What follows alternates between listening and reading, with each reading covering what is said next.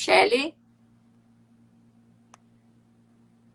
Olá, conseguimos nos conectar. olá, tudo Bem-vinda, Shelly, certo? tudo bem? Nós já estamos. Tudo bem? Eu brinco que eu tô com um público meio cativo aqui, né? Nós iniciamos agora, 2 minutos, nós já estamos 23 pessoas ao vivo.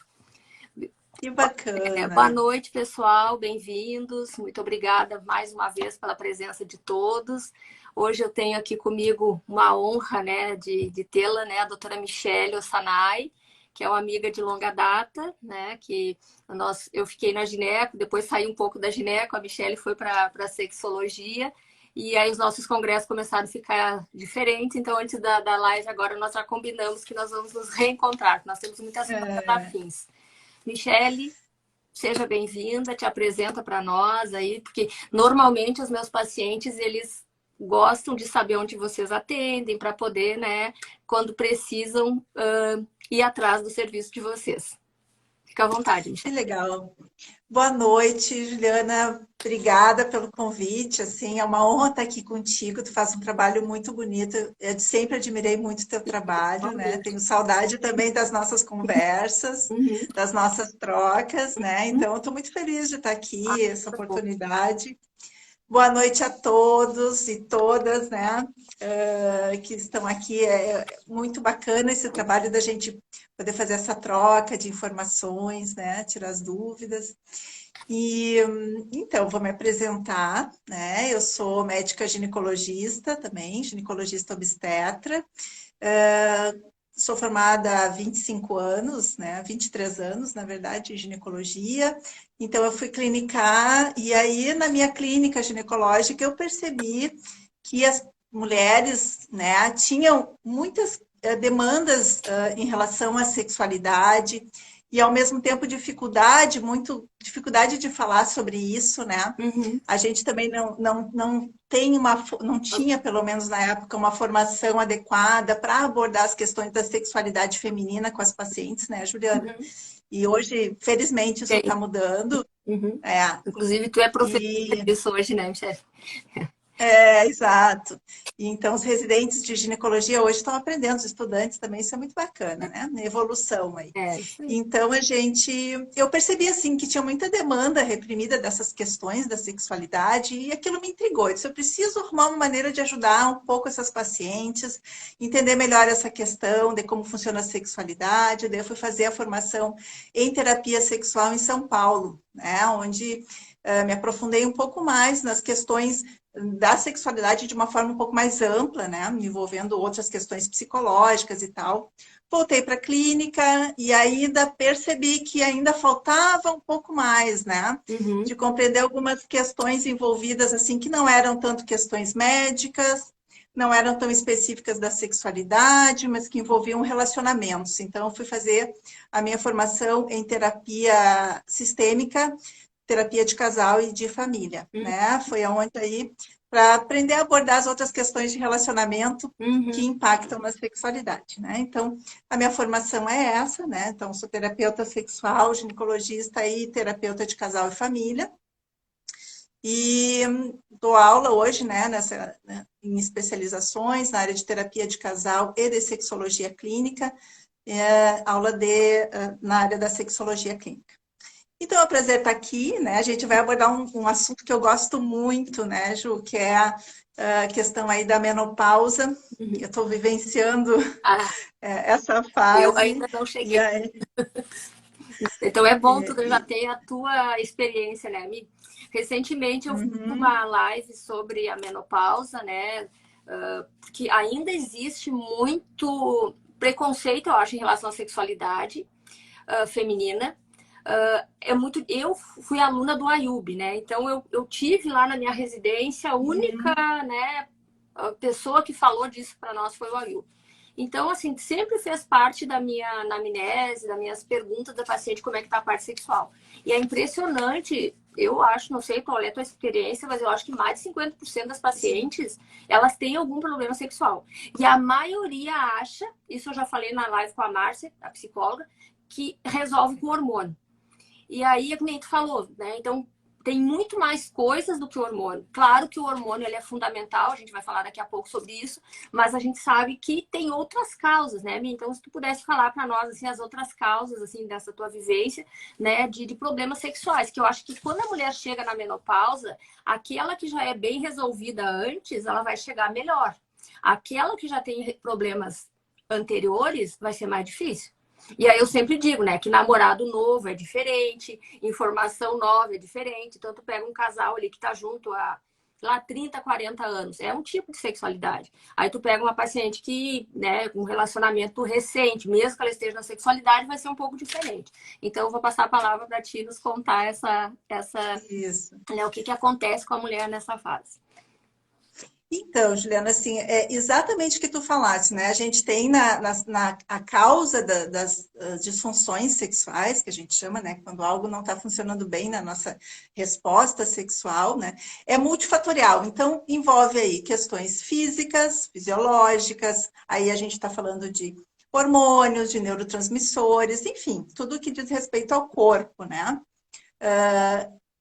Também as questões psicológicas, né? Então, as nossas crenças em relação à sexualidade, elas impactam muito nós, porque o nosso corpo responde não apenas a hormônios, mas às nossas crenças, aos nossos pensamentos, né? E a questões socioculturais. Então, a gente sempre fala que a sexualidade ela é biopsicossocial, biológica, fatores psicológicos e fatores socioculturais. Uhum. E a gente, falando de menopausa, né? Quantas crenças equivocadas, quantas crenças disfuncionais, né, que nos atrapalham a sexualidade por questões, inclusive socioculturais, né? Na nossa cultura sempre não se valorizou, não se deu muito espaço para a sexualidade da mulher depois da menopausa, né? Então as pessoas já vêm com uma crença que atrapalha um pouquinho a sua funcionalidade sexual, né? Então a gente precisa sempre trabalhar de uma forma com essas três dimensões da sexualidade, tanto a física como a psicológica e sociocultural. Então, a gente precisa trabalhar com crenças, né? A gente precisa trabalhar com os pensamentos a respeito, porque da onde que vem, né, os nossos pensamentos, né? Com quem que a gente aprendeu sobre sexo, né?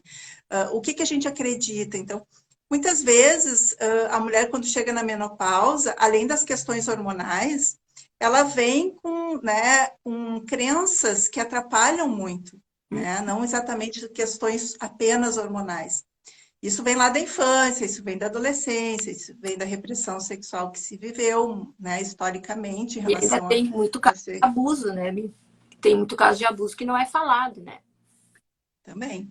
Então, assim, o quanto essa mulher, como ela viveu a sua sexualidade ao longo da vida adulta, vai impactar nessa fase da vida da menopausa. Então, não é só uma questão hormonal, né? Uhum. Às vezes as mulheres chegam assim, eu tô na menopausa, quem sabe alguma coisa de hormônio, tem algum remédio, algum comprimido, alguma coisa que eu possa tomar. Só que não é só isso. Então, a gente precisa fazer essa avaliação mais integrada de todas essas áreas, porque além disso, Juliana, a gente vê que a menopausa são alterações não apenas físicas, né, que a mulher passa, né? Aí é uma fase da vida são mudanças psicofísicas, né? Além de estar vivendo toda essa transformação no corpo, em função dos hormônios, toda essa mudança que a gente tem funcional, né? A gente também é uma fase que a mulher é um novo ciclo de vida, né? São novos desafios. Ela está enfrentando mudanças também sociais, né? Em relação aos filhos, a síndrome do ninho vazio, né? Então, todas essas questões elas podem impactar, né? Na sua sexualidade, né? Então, a gente tem outras doenças que podem estar impactando também, né? Tanto doenças ginecológicas como não, doenças em geral, doenças na família, né? Como é que essa mulher está, o que ela está vivendo dentro do contexto familiar dela, né? Então, é multifatorial. Medicamentos, A gente também tem o parceiro, né, amiga? Às vezes o parceiro tem problemas, né? cheiro, Alcoolismo, exato. tem problemas, até mesmo, sabe que hoje eu venho atendendo homens também, né? Então a gente tem visto muitos pacientes jovens com problemas, né, de manter ereção, com ejaculação precoce. Então tudo isso influencia na mulher, né? E muitas vezes, uma coisa que eu já observei, as mulheres às vezes elas têm a impressão que elas estão envelhecendo e o homem não. E aí eu sempre digo, eles Uhum. provavelmente enxergam vocês da mesma maneira como eles enxergaram quando eles, né, iniciaram o relacionamento e se apaixonaram por vocês. Então, muitas ainda têm essa ideia de que, eu tô velha, né, que ela se enxerga Uhum. velha, mas não enxerga o parceiro. E ele provavelmente enxerga ela como ela era, não como ela fica, né? E também uma Exato. coisa que eu também acho que interfere muito, né, que ela não tenha esse sentimento, assim, ela não está envelhecendo sozinha. Pensa, nós, né? Eu tenho 51, né? Eu não entrei em Uhum. menopausa ainda, mas eu lá atrás, imagina, quando eu tinha lá uns 20 anos, já, meu Deus, menopausa, né? Eu ainda não estava na gineco. Então tinha aquele, menopausa é um horror, né? As pacientes, Uhum. umas é um horror mesmo, né? Então, junto com tudo isso, o que que a gente ainda teve, né? A gente teve, como eu falei na live da menopausa, aquele trabalho do WHI, e as mulheres que entraram em menopausa naquele período ali de 2002, eu acho que até 2016, 2014 foi quando teve um consenso da Sociedade Brasileira de Climatério, mas eu acho que até 2016, 18 foi quando as coisas começaram a melhorar. Então, aquelas pacientes que entraram em menopausa naquela fase, essas pacientes chegaram agora muito mais complicadas, né? Porque a gente tem as infecções urinárias de repetição, e tem pacientes, por exemplo, que elas choram, elas têm sangramento, elas têm dor, elas acabam tendo até aversão à relação sexual em função disso, da falta de hormônio. Como é que a gente lida com isso, Michele? Principalmente aquelas pacientes assim, que a gente está com uma nova realidade. A gente está tendo pacientes com câncer de mama, por exemplo, que eu já vi algumas aqui que estão nos assistindo, que são pacientes jovens que já entram em menopausa cedo, 28, 30, 32. Eu tive uma paciente ano passado. Então, essa paciente ela vai usar o Zoladex mais um ano e depois mais 10 anos para o lado de tamoxifeno. Então, essa paciente vai chegar aos 42 praticamente sem... E aí a gente tem que pensar no impacto, não só direto, né, genital da carência estrogênica, mas no impacto no bem-estar geral da mulher. E isso indiretamente impacta também na sua sexualidade, né? Então a gente tem na menopausa, assim, tem os efeitos da falta de estrogênio sobre a vagina, atrofia genital, a síndrome urogenital, né? Com infecção urinária de repetição, dor nas relações, a dor, né, dispareunia, dor nas relações, isso acaba gerando um desconforto que leva a mulher a perder interesse no sexo, a falta de lubrificação, né, mas não apenas pelas questões locais, né, genitais, não apenas por esse efeito local da carência de estrogênio, mas no bem-estar geral. E aí a gente tem uma série de sintomas, né, do climatério, Juliana, que vão impactar na sexualidade de forma indireta, A como, depressão. né, exato, alterações de humor, né, a insônia, esse distúrbio do sono gerando também uma fadiga crônica, né, a irritabilidade, labilidade, né, de humor. Então, tudo isso de forma indireta também impacta no desejo sexual feminino, por exemplo. Uhum. E tu falaste uma questão importante também, que é a disfunção sexual do parceiro. Muitas vezes o homem, só que o homem tem uma certa resistência a procurar ajuda, né, admitir que está precisando de ajuda nesse sentido, e ele pode, né, a mulher introjetar, ele projetar na mulher que ela tem alguma dificuldade. Uhum. É. É a culpa, Então, assim, culpa, né? Uhum. quando a gente vai avaliar, então, uma mulher com uma queixa sexual, a gente tem que avaliar todas essas questões, né? Não apenas as questões de hormônio, as questões físicas, mas todo esse contexto, né, relacional que ela está vivendo, porque a gente sabe também o quanto os conflitos conjugais, os conflitos relacionais, uma relação de má qualidade, uma relação com abuso, com violência, quanto isso vai impactar, Uhum. né, na mulher, para essa questão da sexualidade. Então, além disso, a saúde mental, né? A gente vê quadros de depressão, de ansiedade, muito frequentes nessa faixa de idade, que também vão impactar na resposta sexual. Então, são diversas questões aí do contexto de saúde geral e relacionais que a gente precisa estar atento. Né? Aí tu falaste como que a gente vai lidar, o que a gente pode fazer, né, a respeito de todas essas questões que a mulher está vivenciando nessa fase de vida, né?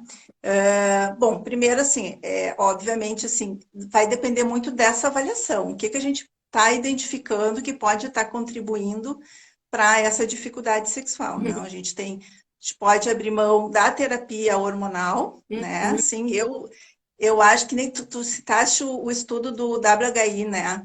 O quanto isso prejudicou, né? A gente viveu aí 20 anos, né? Que saiu esse estudo, 2002. né? O quanto se evitou a terapia hormonal, né? E hoje a gente está, né? Felizmente a gente está revertendo isso, porque é incrível, assim, mas a terapia hormonal, ela não vai beneficiar apenas nesse sentido dos sintomas climatéricos, mas em várias outras questões, né, de doenças crônicas, em várias questões metabólicas aí que vão impactar na saúde geral e consequentemente, na saúde sexual também. Quando a gente fala de saúde sexual, né, Juliana, a gente pensa assim que lembrar do conceito da Organização Mundial de Saúde, que saúde não é apenas a ausência de doença, né? Então, a Organização Mundial da Saúde, ela fala que coloca a saúde sexual como critério de qualidade de vida, né? Então, isso é super importante para a saúde em geral, né? E então, isso inclui não apenas a ausência de doença, mas uma vida sexual prazerosa também. Então, a gente tem que pensar em termos de prazer e não só de falta, né, de ausência de doença, né? Então, a gente pode pensar aí na terapia hormonal sistêmica, né, através de hormônios de reposição hormonal com estrogênios, né, e progestágenos. Então, a gente pode, obviamente, optar pelos estradiol, né, os hormônios bioidênticos, a progesterona natural, né, é o preferido, via transdérmica. Tu falaste na live sobre terapia hormonal, né, sobre Agora menopausa. saíram alguns estudos que para proteção endometrial a progesterona seria melhor oral, né? Do que... Isso, a progesterona natural via oral e o estradiol transdérmico, né? A gente também pode lançar mão dos estrogênios tópicos, né, para tratar a atrofia genital, né, toda essa questão do ressecamento vaginal, da falta de lubrificação, a elasticidade da vagina, né, para evitar justamente a dor durante a relação sexual, que acaba causando aí disfunções de desejo, ou seja, a mulher vai perdendo o interesse, porque ninguém vai querer ter relação se está sentindo dor, né? Então, é importante a gente tratar, é importante a mulher colocar para o seu ginecologista que ela está tendo a dor na penetração, para que isso é fácil de tratar. E o laser hoje, né, Michele, eu digo assim, eu acho que uns 50% das pacientes que a gente acaba indicando laser são pacientes que têm câncer de mama, né? Até tem uma paciente que ela tem 28, ela começou com 28, agora deve estar com uns 30 anos, está com tamoxifeno, e aí, esse ano a gente fez um laser nela, vai fazer uns 7 meses já, ela tinha cândida de repetição, infecção urinária de repetição. Uma sessão, ela ficou agora 7 meses sem. Aí ela pediu ajuda, então é uma que provavelmente a gente vai ter que fazer mais uma sessão. Então, tu vê que uma sessão já resolveu praticamente 7 meses. Então, isso foi um grande avanço nessa área, né? Super, super eficaz, assim, exatamente, eu sou fã, né, as terapias regenerativas, aí o laser, a radiofrequência, eles ajudam muito nessa questão das mulheres que sofrem da síndrome urogenital, aliás, muito frequente, né, a síndrome urogenital na menopausa Aí 70, 85 das mulheres têm alguma queixa nesse sentido, né? E então, quando a gente não consegue um bom resultado com hormonioterapia tópica, que é mais eficaz do que a sistêmica, né? Geralmente, mesmo usando terapia sistêmica, se usa junto creme vaginal, né? Com hormônios. É que também não ajuda, né? É. Então, se usa muito estriol, né? Via vaginal. Mas para os pacientes que não respondem bem ou que têm contraindicação para uso de hormônios, então as terapias regenerativas são realmente bastante eficazes nesse sentido, né? E além dos hormônios, os hidratantes vaginais, né? Também que não tem hormônio, para quem tem contraindicação. Até Isso, agora a gente falou, tu falou no estradiol, né, no estriol, na progesterona, tem a testosterona, né, que é a que as pacientes acham que é a salvadora da libido, né? E aí eu sempre digo que a testosterona não é só da libido, né? Então a testosterona, a falta dela tem muitos outros impactos, né? Cansaço, falta de concentração, memória, então perda de massa, né? Sarcopenia, Sarcopenia. massa muscular. A testosterona, inclusive, tem estudos dela na fibromialgia e na sarcopenia, né? Em qualquer idade de pacientes, né? E agora, mais recentemente, né? Não sei se tu já está vendo isso, a ocitocina está entrando aí, foi lançada agora no final de agosto em forma de implantes, né? Que a gente, além de ter os tópicos, né? Nós temos bioidênticos orais, o estradiol, né? E tem a progesterona. E agora a gente tem os isomoleculares, que são os implantes, né, de praticamente todos esses hormônios, né?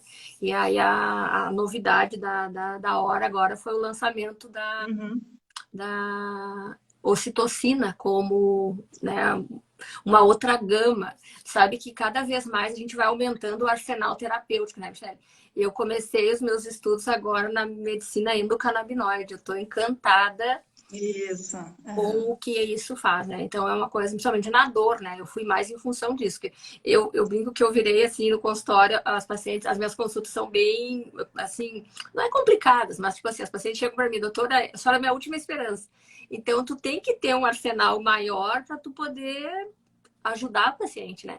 Então a ocitocina eu estou estudando ela mais a fundo, é uma coisa que a gente consegue manipular ela, né? Uso nasal, né? Ou sublingual, oral, tem muita eficácia por causa da absorção, né?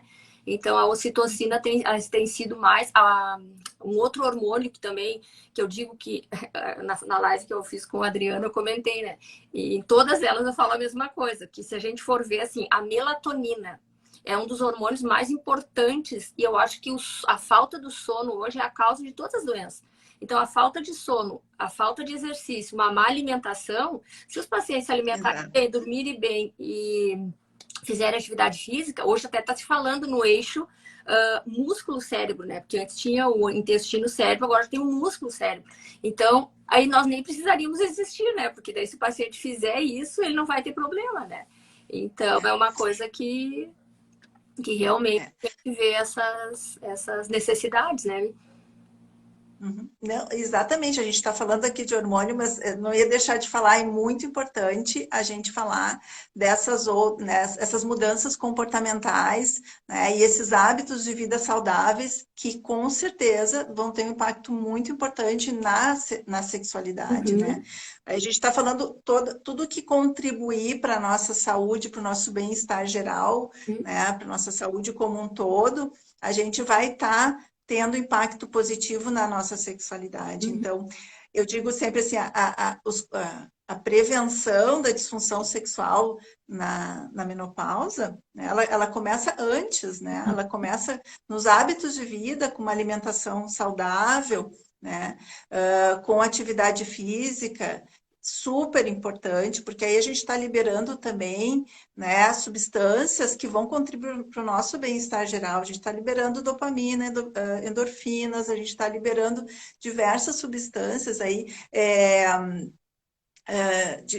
óxido nítrico, né? Então, substâncias que vão ajudar muito na questão sexual também, na nossa saúde, Uhum. né? Na prevenção de doenças e na nossa sexualidade. Então, todos esses hábitos de vida saudáveis são também uma forma da gente abordar. Por isso que não adianta, Juliana, a gente às vezes pega, as mulheres vêm muito com uma expectativa assim, testosterona vai resolver. Mas o desejo sexual, por exemplo, a gente pode dizer, ele tem 3 ingredientes, né? Ele tem o impulso sexual, que é essa parte mais orgânica, né? Essa coisa que vem, a vontade de fazer sexo, essa coisa que vem, esse impulso mesmo. A questão mais orgânica, hormonal, enfim. Depois a gente tem a motivação sexual, que tem a ver mais com como eu estou me sentindo, como é que está a minha autoestima, como é que está o meu humor, como é que está o meu relacionamento com o parceiro, né? Como é que está toda essa minha troca comigo mesmo e com o parceiro. E a gente tem a vontade sexual, né? Que é aquela questão assim, o que que me motiva a ter sexo, né? O que que me dá vontade. E isso a gente sabe como é modulado pela nossa cultura, né? Então, muitas vezes vamos dizer assim, o que causa vontade, né, ou desejo para uma determinada cultura é diferente da outra, né? Então, e ao mesmo tempo também a gente modula muito isso, né? Pelas nossas crenças socioculturais, enfim. Então, eu posso dar hormônio testosterona para uma paciente, mas se ela tiver alguma questão nessas outras áreas, como do relacionamento, da motivação, alteração de humor, né, autoestima, isso não vai ter uma boa resposta, né? Então a gente precisa pensar assim, não é só apenas uma questão de hormônio. Uhum. A gente sabe que a testosterona está ligada e é eficaz, né, em melhorar a libido. A, a única indicação de testosterona para mulheres formal para disfunção sexual, disfunção de desejo na pós-menopausa, Uhum. né? A gente sabe que essa é a única indicação formal que tem. Então, é possível fazer uso de testosterona, claro, se não houver contraindicações. Ela é usada na forma de gel, né, com o veículo de Pentravan, né, que tem uma absorção melhor. Ela é usada diariamente na pele, né? Isso tu já falaste bastante na tua live, né? Sobre as formas de administração, é transdérmica. E tem uma resposta boa, né? E tem uma coisa que as mulheres sempre chegam para mim assim, doutora, eu quero dosar minha testosterona porque eu estou com problema de libido, né? Uhum. E muitas vezes até encaminhadas por colegas ginecologistas, né, para dosar testosterona, ou já vem com resultado da testosterona. Porque existe o mito, né, a crença de que eu vou dosar a testosterona se ela estiver baixa, então eu vou fazer o diagnóstico de desejo, de transtorno de desejo. Só que não é assim que funciona, né? O diagnóstico de disfunção sexual de desejo, ele é clínico, né? A gente não usa dosagem de testosterona para fazer diagnóstico. É um diagnóstico meramente clínico. A gente só faz a dosagem de testosterona quando a gente vai usar a testosterona para tratamento como forma de Controle. monitoramento, né, para monitorar, eu vou dosar a testosterona da minha paciente agora, porque aí eu vou começar a administrar a testosterona e daqui 3 semanas, 6 semanas eu vou dosar de novo para ver como que tá reagindo, né, quais são os níveis, tá? Vamos dizer assim, para a gente controlar doses suprafisiológicas aí de testosterona, né? A gente ir acompanhando o quanto que está tendo de resposta, né? Pegando um gancho Mas não é... em relação ao exame da testosterona, tanto que não é confiável, que às vezes tu pega paciente ali com 8, 2, 5 de testosterona, daí tu pergunta como é que tá a tua libido? Tá ótima. Então, né? Uhum, exato. Uhum. Então, na verdade, a gente acaba solicitando o exame, porque a paciente meio que pressiona, né? Ah, doutor, eu quero saber como é que tá. Se ela tá com a libido baixa, a testosterona baixa, tá, fechou o diagnóstico. Agora, se ela está com a libido alta, com a testosterona baixa, daí não adiantou nada a testosterona, né? Os estudos não mostram nenhuma correlação entre os níveis de testosterona no sangue, né, nos exames, e os disfunções de desejo, né? Essa correlação não existe. E tem um outro detalhe, né, Juliana, que as mulheres às vezes também entendem que com a menopausa a testosterona cai, É né? o contrário. E isso não é verdade, exatamente. Então, ouvem falar de testosterona, então estou na menopausa, né? Imagina assim, o ovário parou de funcionar. Só que assim, a menopausa, né, o que a gente tem na menopausa é uma queda da produção de estrogênios e progesterona, né? E não de testosterona relacionado à menopausa.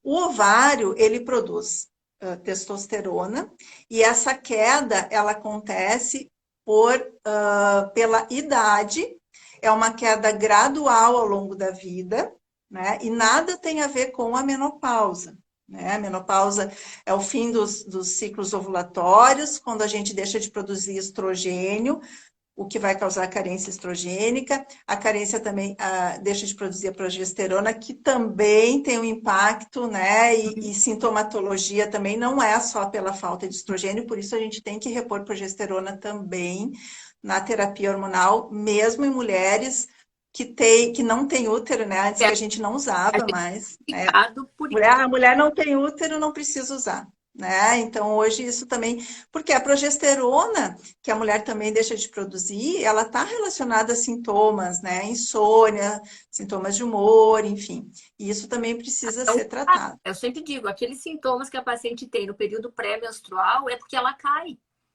Então, na Exato. menopausa, tu pode sentir todos os sintomas da pré-menstrual, que seria um sintoma por queda da progesterona. Então, ela tem até de diminuir o edema. E uma ação muito importante, que esse é um dos grandes problemas, porque a progesterona ela tem uma ação antiproliferativa. Então, quando eu vejo esse Uhum. lance, eu tenho medo de usar hormônio, daí não se usa estrogênio, mas também não se usa progesterona.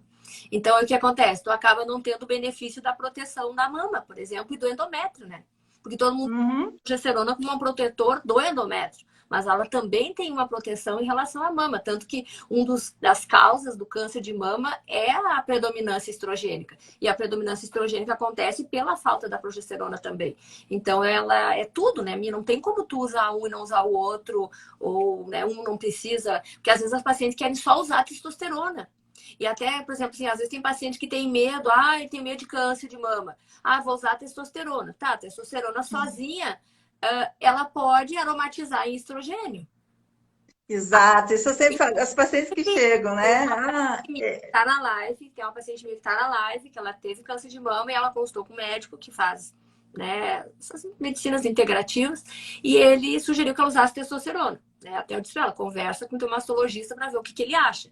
Porque a testosterona, o problema é esse. A testosterona sozinha, ela aromatiza. Tanto que nos homens, hoje se usa, né, o anastrozol em dose baixa, umas 3 vezes na semana que seja, ou uma dose contínua junto daí com a testosterona, daí a gente acaba tendo que manipular para evitar a aromatização, né? Porque o estrogênio também está associado com câncer de próstata e câncer de intestino, né? Não é só de mama. Então é Uhum. isso, né? Que aí são tudo Então, detalhes que se tu não sabe disso, né, Mi? Então, por isso que o paciente tem que então, confiar muito. E uma coisa que eu venho fazendo com as minhas pacientes, até teve uma ali que ela é da minha idade, a gente está vindo mais ou menos juntos, ela já é minha paciente há uns 26, assim, para 27 anos.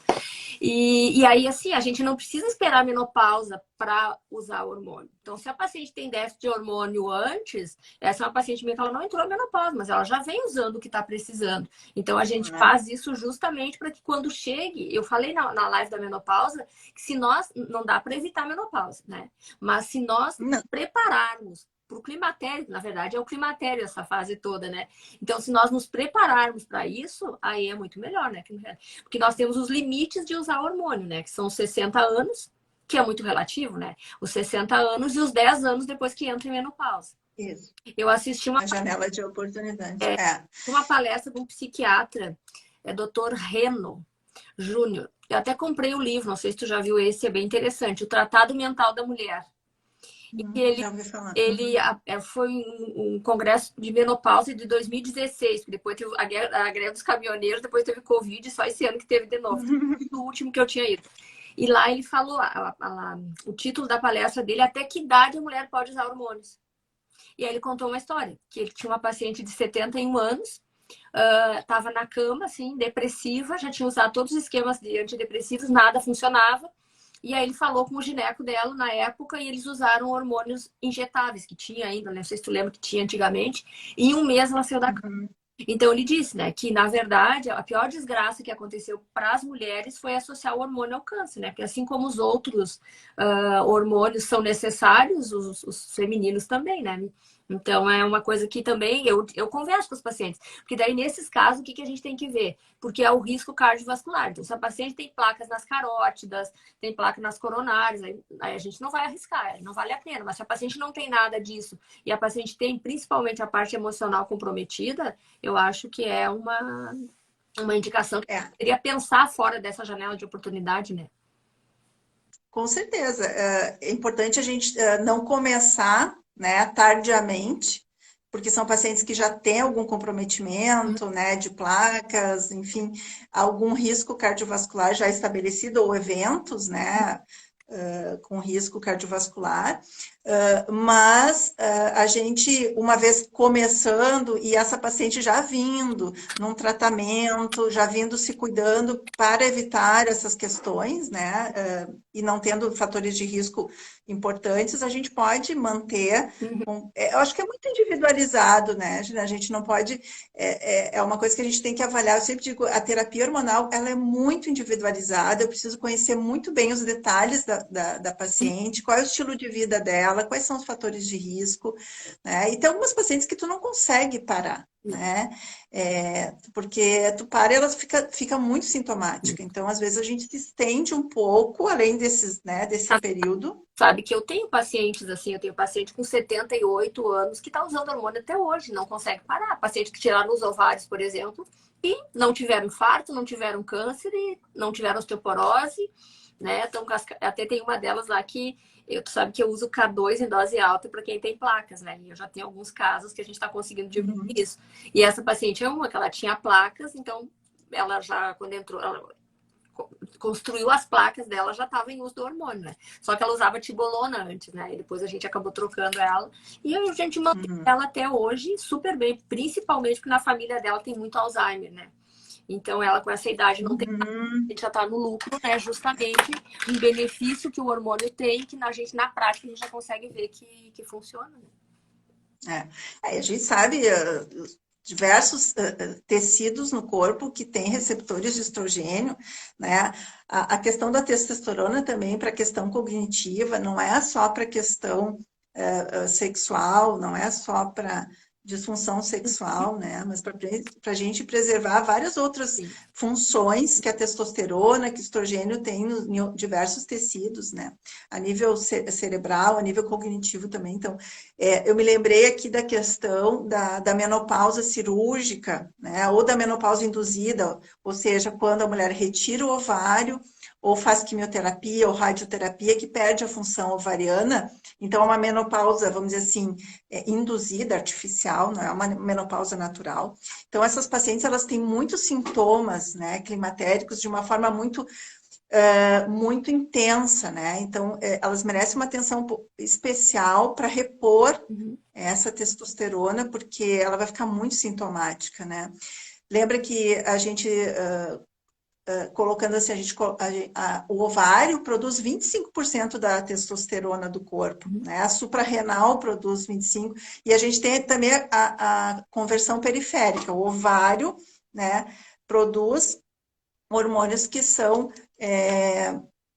depois, vamos dizer, transformados, né, Uhum. em outros hormônios. Então, a gente tem, quando a mulher tira o ovário, né, ela perde em torno de 50% aí né, da testosterona do corpo. Então, essa mulher vai ficar muito sintomática. As mulheres também que têm menopausa precoce, né, então elas vão precisar também ter uma atenção especial para repor esses hormônios, essa testosterona, né, para prevenir também, porque são muito intensos esses sintomas, é muito cedo hoje a gente tem uma expectativa mais alta de vida, né? A mulher passa um terço da vida na pós-menopausa. né? Então, a gente não pode passar esse 1/3 da vida sofrendo, né? Então, daí a importância da gente ter o direito, né? Claro, dentro, respeitando as contraindicações, mas o direito de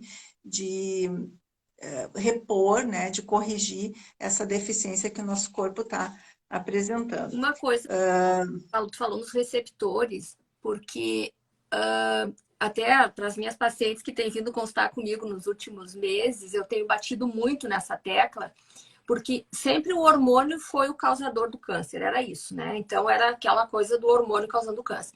Só que diariamente a gente se intoxica com produtos que são cancerígenos.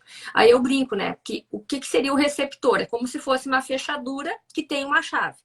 Então, por exemplo, o estrogênio, eu brinco que ele é um estrogênio, o receptor dele é prostituto.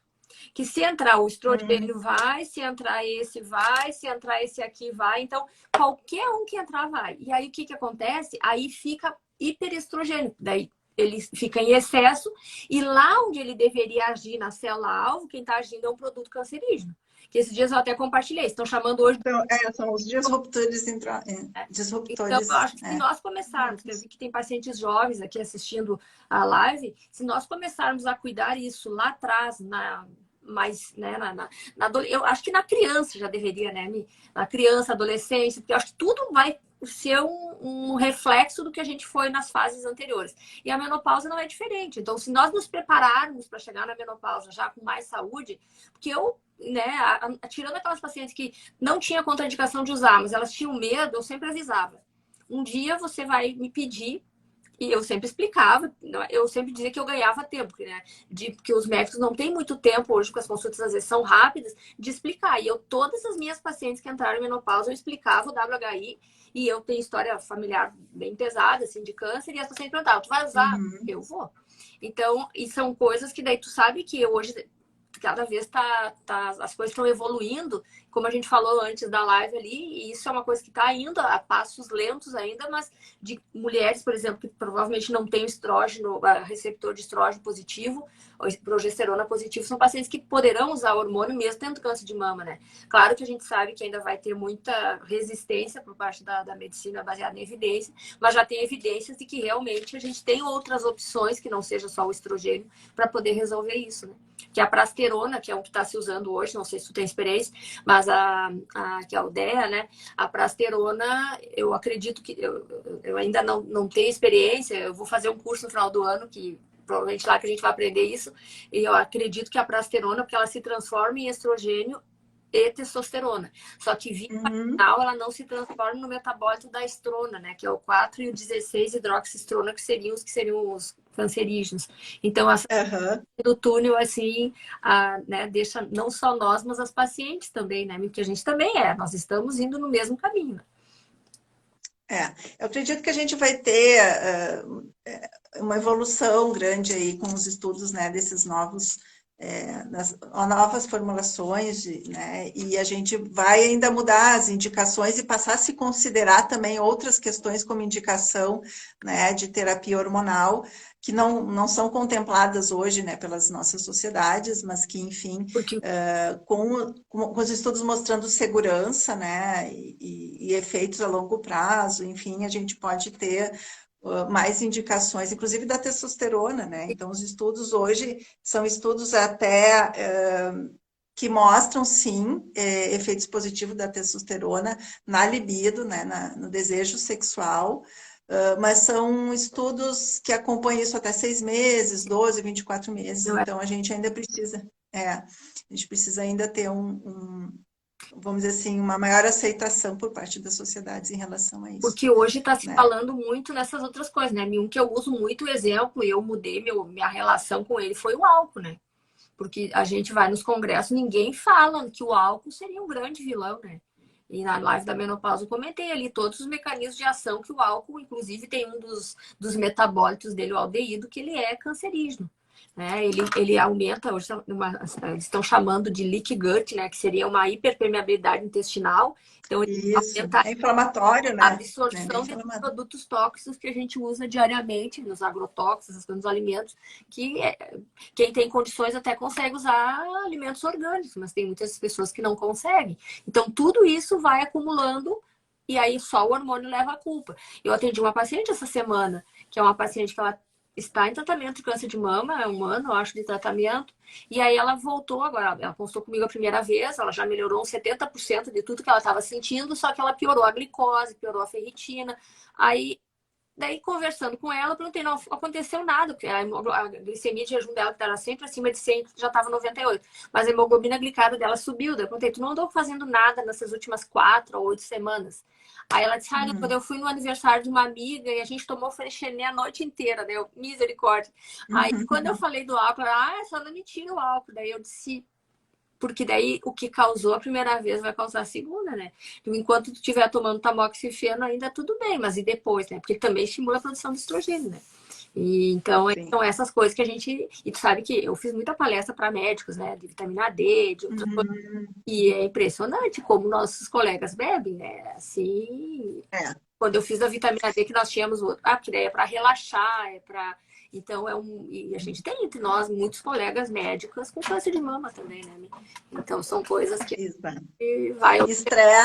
Estresse, né? Aumento da ingesta de bebida alcoólica, tudo isso que vai contribuir para aumentar o risco, né? De E, câncer. e nas Então, terapias, por exemplo, assim, ó, na tua experiência, assim, os casais vão mais juntos ou a mulher tende ela a procurar ajuda e depois leva o marido? Como é que funciona esse? Que isso ainda já não é a minha parte. geralmente as mulheres chegam sozinhas, né? Como eu sou ginecologista, né? Muitas enfim, já vêm como procurando uma ginecologista, né? E outras vêm já para consultar para sexologia, mas geralmente sozinhas, né? E daí a gente tem que fazer essa primeira avaliação, né? E a ideia é sempre incluir o parceiro, né? Nas consultas. Nem sempre é um caso para terapia sexual, mas quando é né, principalmente quando se trata de uma indicação de terapia sexual, a gente tem questões aí mais psicoemocionais para tratar, né? A gente procura incluir o parceiro, né? E tem uma certa resistência, mas a gente convida e explica a importância do casal estar junto, Uhum. para que ele possa contribuir, né? Porque não existem, geralmente existem causas complexas para essa disfunção sexual, né? Uma falta de comunicação do casal a respeito da sexualidade. Então é importante esse setting terapêutico aí para a gente poder trabalhar com a comunicação do casal, melhorar certas dinâmicas conjugais que estão atrapalhando a parte sexual, porque a gente sabe que as questões relacionais, conjugais do casal impactam na vida sexual, né? E também a questão sexual impacta na questão relacional. Então a gente precisa trabalhar essas duas coisas de uma forma, né, mediando aí uma comunicação, tanto de questões sexuais como não sexuais, para que esse casal consiga, né, ter uma melhor qualidade de vida aí, né, conjugal e, consequentemente, sexual também.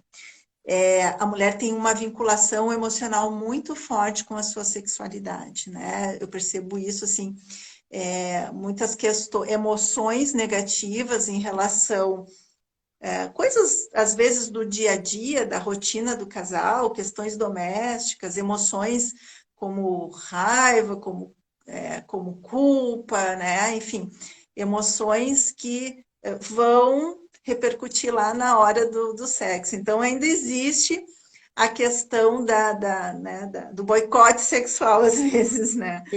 Às vezes a mulher, ela simplesmente não consegue, né? Porque ela está realmente com essas questões emocionais impactando aí na sua expressão sexual. Então, a gente precisa trabalhar com essas emoções, a gente precisa resgatar a comunicação desse casal para trabalhar todas essas outras questões também, né? Sabe que Por isso que é importante o marido estar junto, né?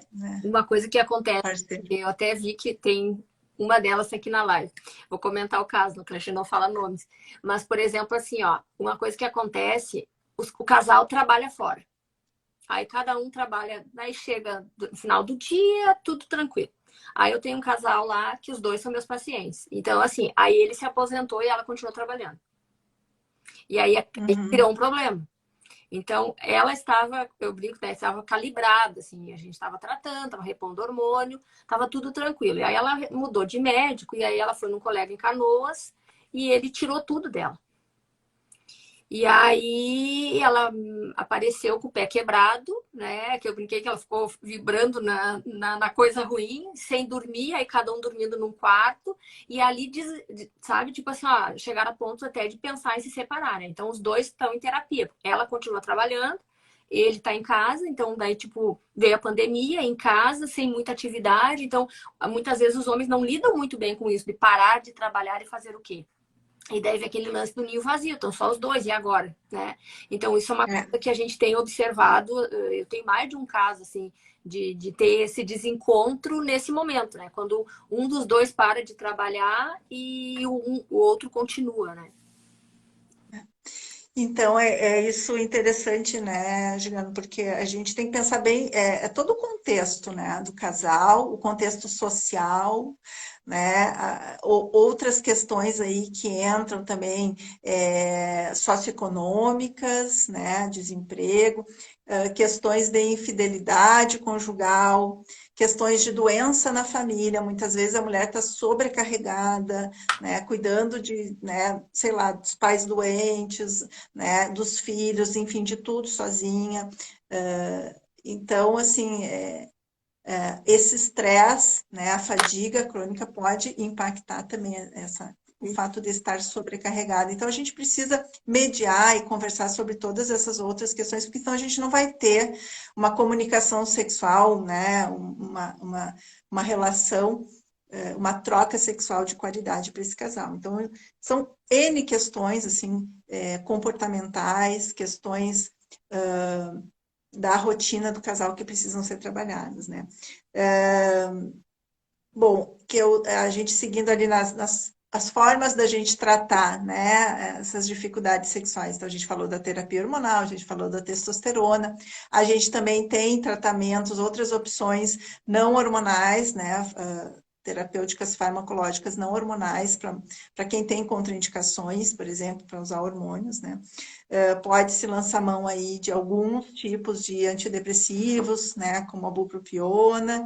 Não são todas as mulheres que respondem, não são todas as mulheres que têm indicação de usar essa medicação, né? É um antidepressivo que pode melhorar a resposta sexual. Tá? Mas isso tem que ser muito bem avaliado, porque dependendo se a mulher já tem algum transtorno de humor, pode ser contraindicado, principalmente mulheres com muita ansiedade. Né? A mirtazapina também, a trazodona, são antidepressivos que podem favorecer aí a questão sexual. Né?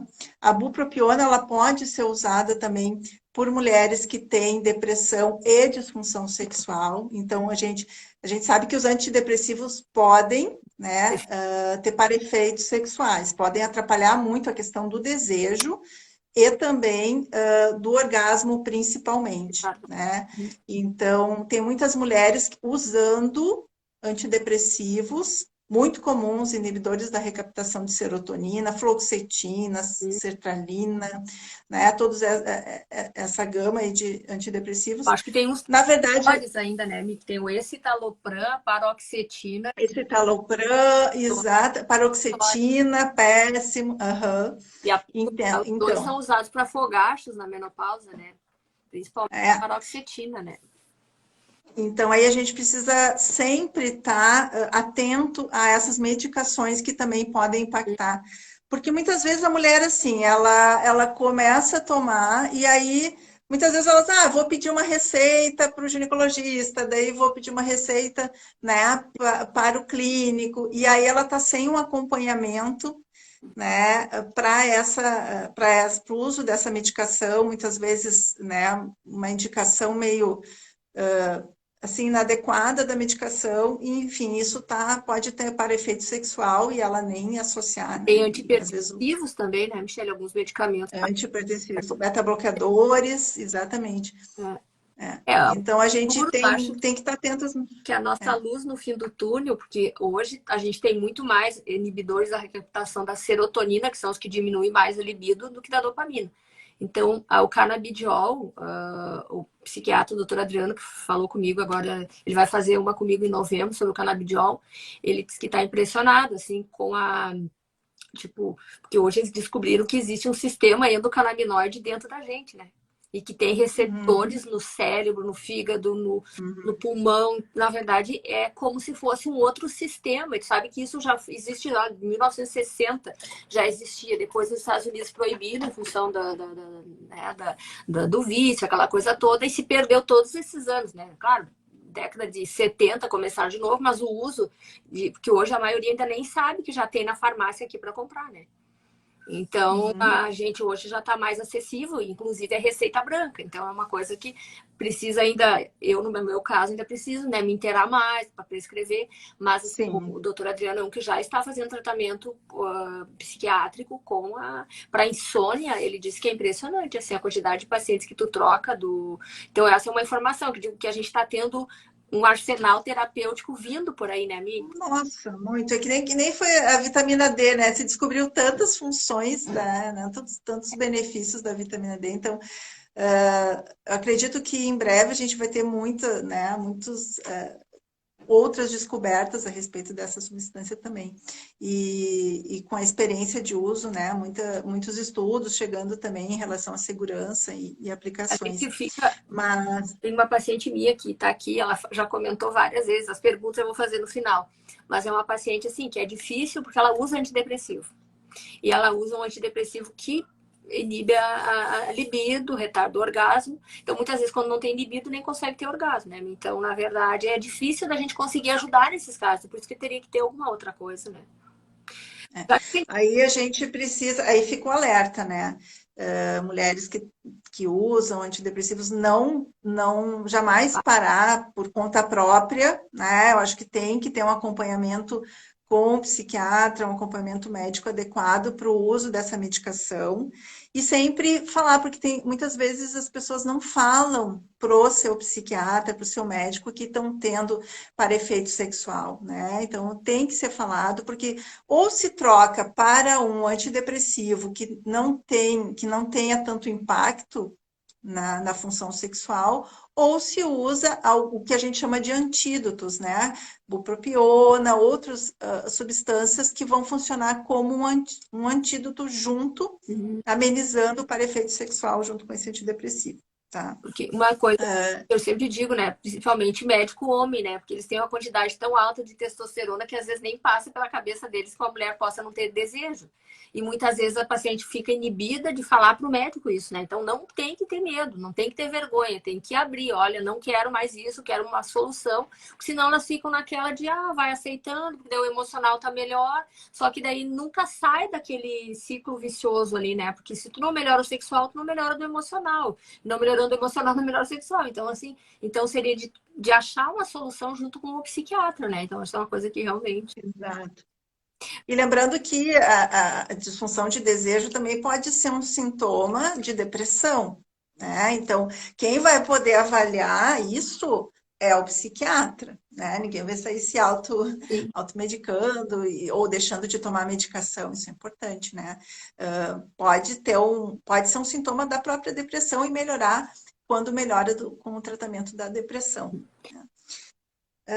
Em relação ao tratamento hormonal, a gente também tem os fitoestrogênios, os fitoterápicos, mais especificamente para a questão sexual, a gente tem tríbulos terrestres, a gente tem a maca peruana, enfim, né? São opções para paciente que tem contraindicação aí para uso de hormônios, sem falar de uma gama, né, de suplementos aí e nutracêuticos, enfim, que vão melhorar a saúde em geral, a questão metabólica, e tudo isso indiretamente vai beneficiar também a parte sexual, né?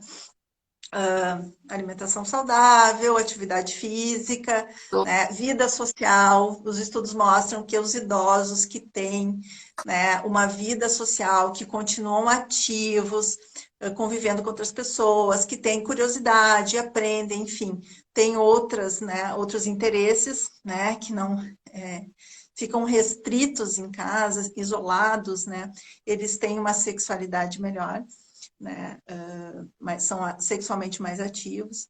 A questão do autocuidado, né? Eu gosto e eu estou vivendo isso, assim, eu tenho conversado muito com as pacientes a respeito disso, o quanto a menopausa, né? Ela é um momento da vida, como todo o ciclo de vida, ela tem mudanças né? Não só físicas, mas psicofísicas.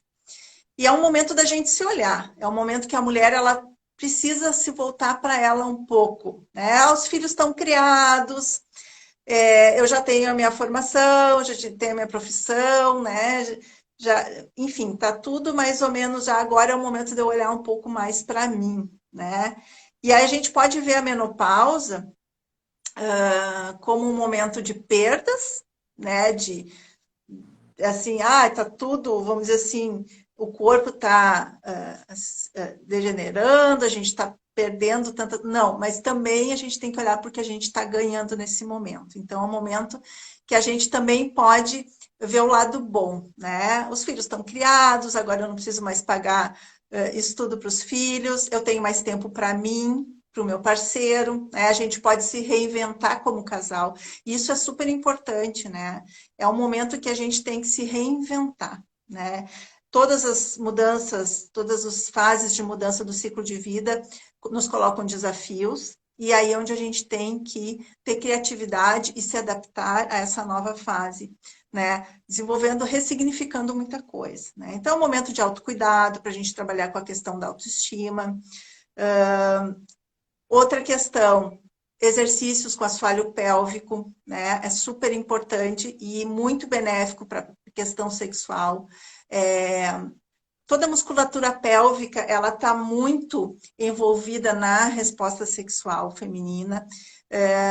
A mulher que trabalha com essa musculatura, então, ela vai prevenir a incontinência urinária, né? Ela vai fortalecer os músculos envolvidos também nas contrações vaginais durante o orgasmo, então ela vai ter um orgasmo mais, vamos dizer assim, potencializa o prazer do orgasmo, né? Além de ter toda aquela, reduzir a flacidez genital, ela vai ter um orgasmo mais potente, né?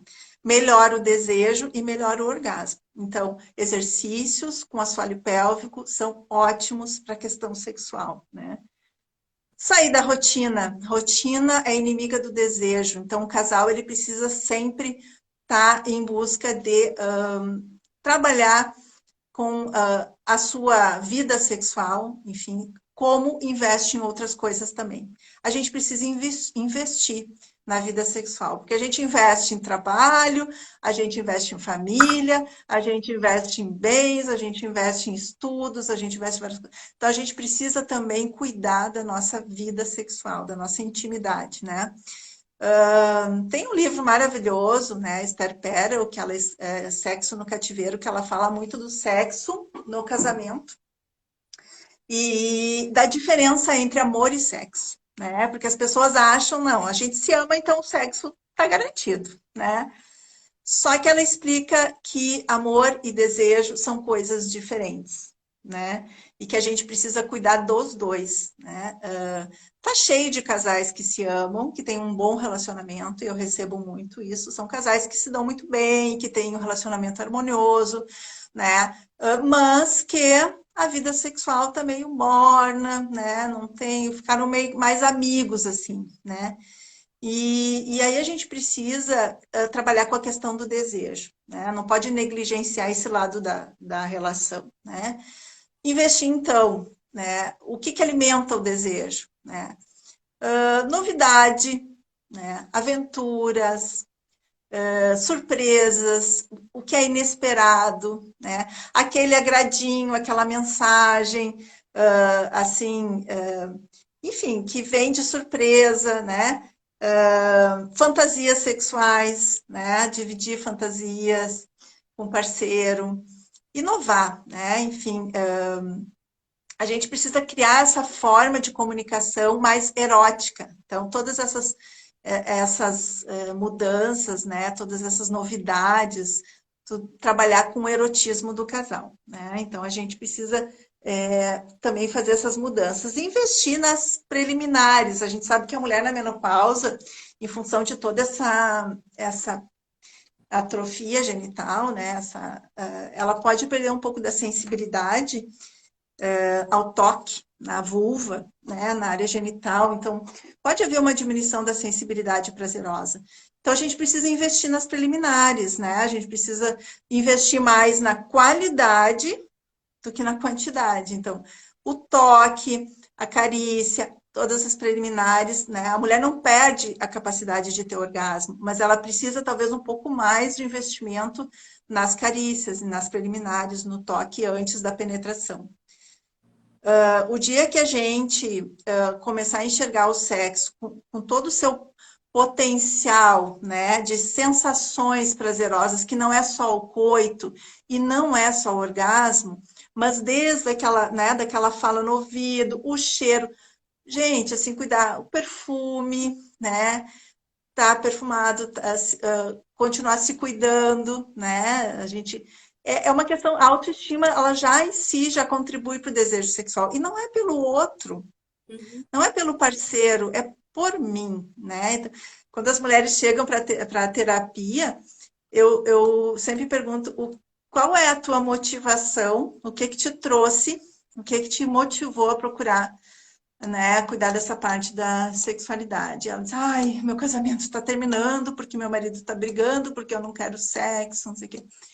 E aí eu digo, não, a gente não pode trabalhar com essa motivação. Então, a gente precisa fazer todo um trabalho de legitimar o prazer sexual para ela. Por que que ela, né, vai se beneficiar de uma vida sexual plena, né? Uhum. Porque se ela estiver motivada pelo parceiro, não vai funcionar. A gente precisa estar por nós também, né? Então vamos trabalhar desde crenças lá da infância, o que que era sexo para ti, o que que é sexo para ti, né? Para que ela tenha uma motivação adequada para a terapia. E aí ela passa a se amar mais, melhora a autoestima, a autoimagem, e aí ela começa a ter mais desejo, né? Uhum. Porque ela se ama mais. Então, todas essas questões de rever crenças, né, de autocuidado, são formas da gente tratar Uhum. aí a disfunção na menopausa. E nós estamos com 21 horas e 13 minutos, né? Não sei se tem mais Ai, alguma coisa para colocar. A Juliana Escobar, que acho que tu conhece também, parece, Juliana, né? querida, que saudade. Querida, maravilhosa live. Colega nossa. É, tem alguns questionamentos que eu fui anotando aqui. Tem uma paciente minha que ela é professora e ela atende um público mais jovem. E aí ela me questionou assim que o pessoal que te procura assim é pessoal com mais idade ou as pessoas mais jovens também acabam te procurando? De todas as idades, gente. Tem pacientes, casais jovens, né, que já estão apresentando quadros de disfunção sexual em função de estresse, em função de fadiga, em função de expectativas. Uma das coisas que mais atrapalha a desempenho sexual, né, a resposta sexual, é a ansiedade. Então, realmente não tem idade, né? É claro que a maioria são pacientes já, né, próxima da menopausa. Eu trabalho muito com esse público, mas pacientes jovens também. E é E tipo homoafetivo, né, também procura? também. Tudo que a gente falou aqui, né? Acho que a Serve gente tem para que. qualquer casal. Serve para qualquer, Qualquer... né, tipo de orientação sexual, né? A gente tem que Todos temos, independente, né? Sobre a live da menopausa, eu digo, mas é um assunto que sempre, né? Desde que se começa a sexualidade. Eu acho que hoje tá diferente do que era antigamente, né? Eu acho que nós somos de uma geração um pouco diferente, e antes de nós era mais difícil ainda. Uma outra questionamento, assim, que veio é, tipo, se a Nádia, se é necessário usar hormônio. Então, na verdade, assim, o hormônio, né, é necessário como hormônio da tireoide, como hormônio da insulina no pâncreas, como a melatonina. Só que aí a gente tem que, né, ela não é minha paciente, mas de repente conversar com o seu médico, ver se tem indicação, se está dentro da janela de oportunidade, se não tem contraindicação. Eu, né, acredito que é muito mais benéfico do que maléfico, porque o que a gente vê de pacientes, assim, porque todo mundo acha que é só a pele, a vagina. Não, a gente tem pacientes assim, ó, destruídas, articulações, músculos, paciente ali com 65, 70 anos andando de andador, com dor que não resolve, não dá para operar. Então, tudo isso o hormônio ajuda. Coisas que as pessoas às vezes não associam à menopausa. Não, né, Michele? Eu falei antes, né? A depressão é uma causa importante de falta de hormônio, né? Porque o estradiol tem receptor no cérebro também. Então, na verdade, é um todo, né? Então, eu também acho. A dor é causa de desconforto, de alteração de humor e, consequentemente, afeta a sexualidade também, né? Então, afeta o desejo sexual. Me Então, perguntas, tu atende aonde? Só em Porto Alegre? eu atendo em Porto Alegre, né? Eu atendo em Porto Alegre e Canoas atualmente. E também, Tem dependendo, bastante paciente. Uhum. muitas coisas de sexologia a gente consegue fazer de modo online, né? Com Uhum. telemedicina, então depende muito da situação, mas atendo tanto com terapia online como presencial, né? E tem o consultório de ginecologia e tem o consultório de sexologia, né? Também. E assim, ó, tipo, eu tô com um caso, eu tô esperando ele voltar com os exames. É um menino jovem de 26 anos que me procurou. Ele estava há 6 meses sem relação, sem desejo, sem ereção, sem nada. E então, assim, é um menino que ele já tinha ido em urologistas, né? E aí, tipo, dá uma injeção de testosterona, mas não manda voltar, não manda controlar e, né? Então, esse menino é um que provavelmente a gente vai precisar ajuda tua, né? Então, tu atende só, no caso, se for ele sozinho, tu atende também. Eu geralmente atendo mais disfunções sexuais femininas, Sim. né? A minha maior experiência é em disfunções femininas. E aí, mas geralmente incluo o parceiro Uhum. na terapia. Quando são disfunções masculinas, eu geralmente encaminho para colegas que têm mais Aí você experiência, eu posso te passar depois nas fazem isso. disfunções masculinas. Uhum. Eu me acostumei muito a trabalhar com esse universo feminino e acabei indo mais Sim. para esse lado, né? Uma pergunta que apareceu aqui, em relação à masturbação, que é uma coisa que normalmente não se fala, né? E já se sabe que mulheres que se masturbam têm uma qualidade de vida sexual melhor. Então, o que tu poderia falar sobre isso? Muito bom. Que bom que falaram sobre isso, porque eu acho super importante.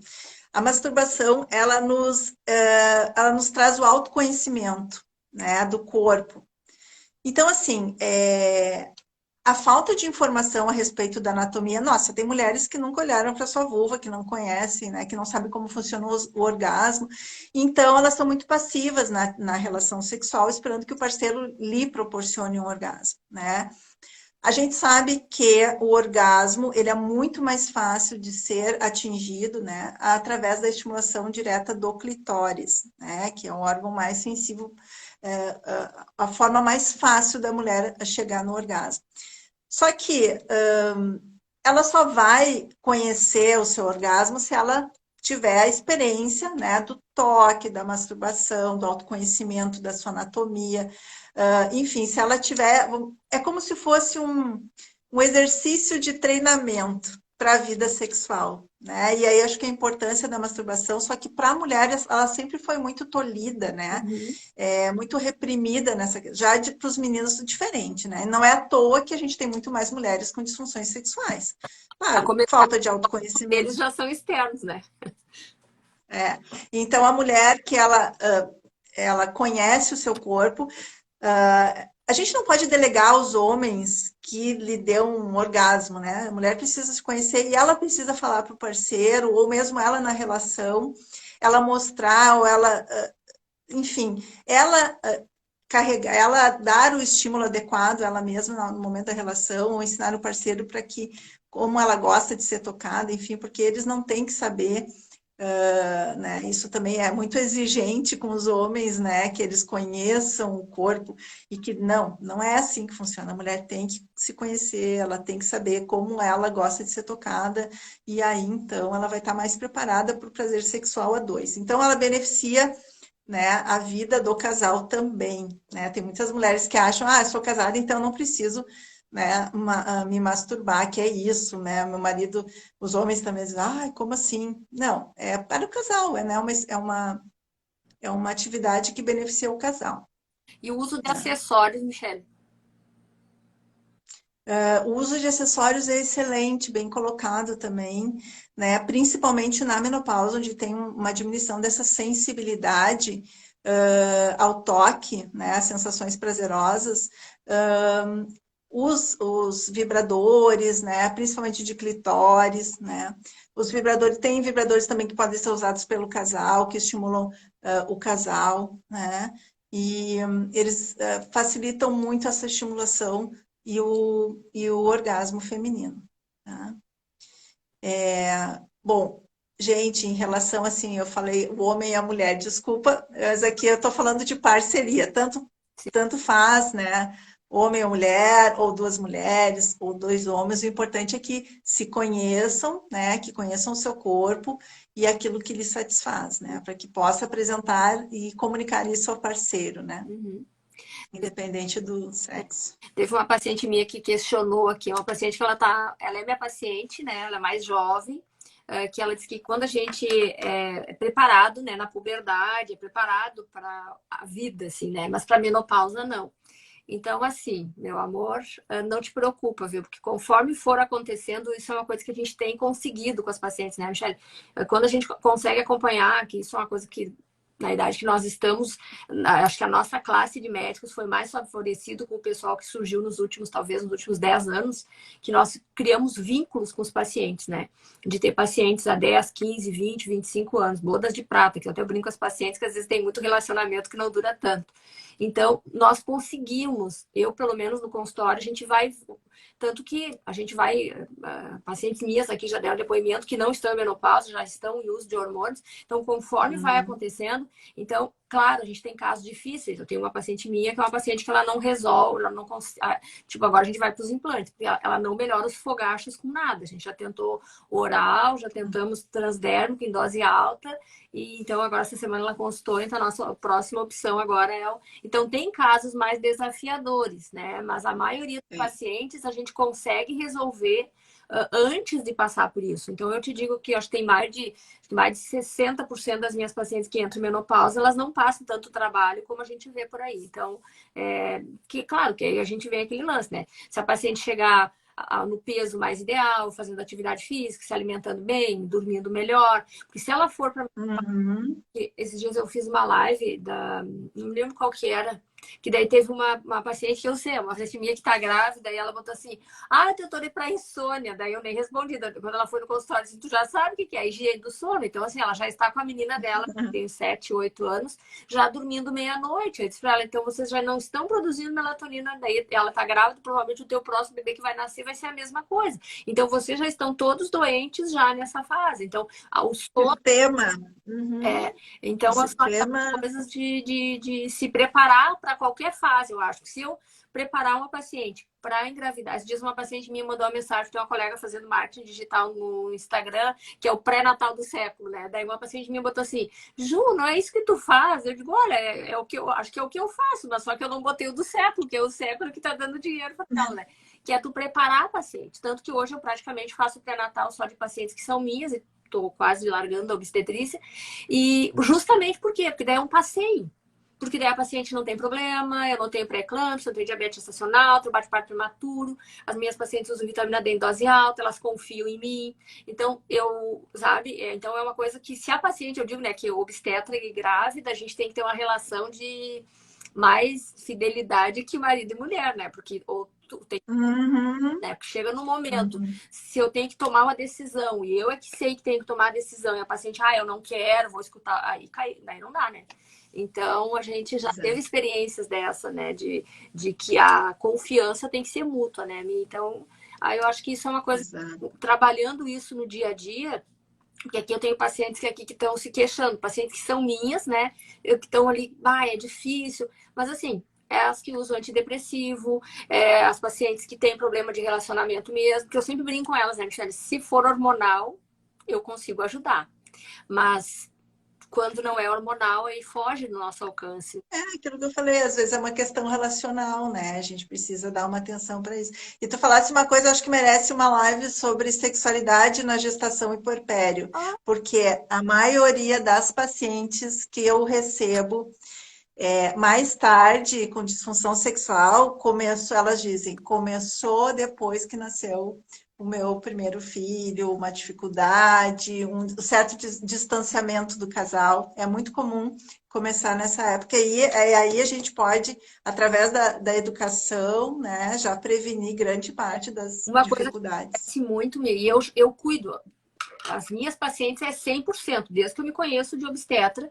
Nasceu o bebê, a paciente vem na semana seguinte, 15 dias, um mês. Quando ela vem ali um mês, eu já dou o promestreno, né? Por quê? Porque ela vai Uhum. facilitar. Que eu brinco que é a operação tabajara pós-parto, né? Porque daí tu resolve tudo na gravidez, depois. Então isso facilita muito. A gente Sim, faz uma baita teve diferença. uma paciente minha que ela era pós-parto, ela veio consultar toda maquiada, com roupa colorida. Daí disse, que linda que tu tá, sabe, doutora? A senhora disse que não era pra mim aparecer aqui de cinza nem marrom, que uma Viu? depressão pós-parto, né? Então isso é bom, que daí tu puxa do paciente também, É. né? Então começa, todas as fases, né, Michelle? Se eu fizer uma preparar para a gestação, nós vamos ter uma gestação saudável, uma criança saudável. Que eu acho que uma população que está muito descoberta hoje são as crianças. Porque tu sabe, Uhum, eu tô uhum. atendendo, né, Mi? Porque aí, assim, ó, é antibiótico, corticóide, antibiótico, corticóide, antibiótico, corticóide. Ontem eu atendi uma paciente que a menina dela tem 9 meses, está tendo bronquiolite todo mês. Uhum. Então, assim, aí o que que acontece? Não tem o que fazer. Então, assim, melhorar a imunidade dessa menina, vitamina D, né? Hoje a gente tem outras coisas que dá para fazer. Só que daí tu vê a medicina só tratando, né? Então, se eu fizer isso, uma criança saudável, vai ter um adolescente saudável, vai ser um adulto saudável e assim Com vai. certeza. Então, se nós fizermos Começa aí. isso, que é o que a gente está conseguindo, plantar a semente, cultivar a planta e depois colher os frutos, aí vai chegar na menopausa muito mais fácil. E a sexualidade é a mesma coisa, né? Que a sexualidade, Mesma ela coisa. tiver Os pais vão educar os filhos, né? é, E vão transmitir, querendo ou não querendo, mensagens a respeito de sexo, de sexualidade, acontece que ela vai carregar. as mães, eu já sei que tem problema de sexualidade, e aí, às vezes leva a menina no consultório. A menina senta com a perna aberta. Fulaninha, fecha a perna que é feio. Daí tu já tá Uhum. vendo É. uma que é feio, né? Então são coisas que às vezes não se dão conta, mas vai passando de geração em geração, né? Uhum. Mia, acho que era isso, viu? Uma boa Ai, conversa. obrigada, O pessoal Ju. gostou muito, também Foi. fiquei muito satisfeita, assim, de bastante dúvidas, assim, que a gente tinha. Imagina. Nós vamos fazer mais, Mi, com certeza, né? Vamos fazer essa Isso aí. da gestação pós-parto e depois no geral. Tem talvez mínimo umas duas, nós temos papo aí para a gente bater. Tem, né? A gente pode falar das diferentes disfunções, tem tanta coisa, Coisa. porque sexualidade é uma área assim, que falta muita informação, né? Falta.